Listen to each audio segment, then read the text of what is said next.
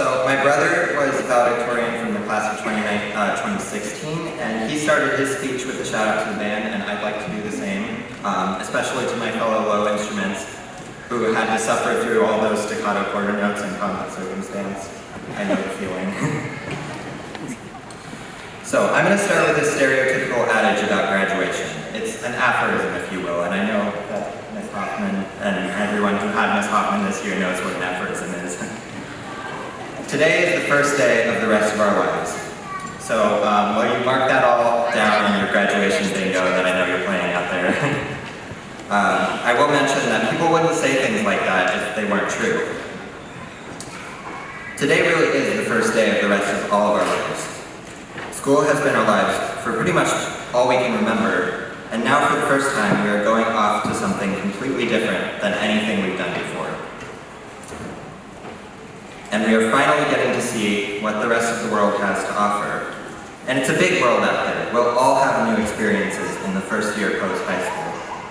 Some of us will be living on our own for the first time, having a full-time job for the first time, paying taxes, paying rent.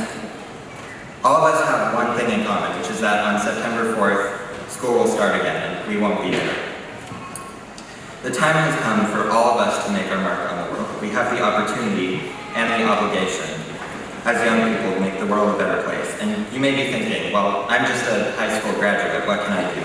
But just remember, every person was a high school graduate at one point in their lives, including Martin Luther King, who graduated in 1944, and just 11 years later, he was leading the Montgomery bus boycott. So look out, 2030, that's going to be our year. All jokes aside, all it takes to change the world is believing you can. And as cliche as that is, like I said before, we wouldn't say things like that if they weren't true. Sometimes it feels like the weight of the world rests on all of our shoulders.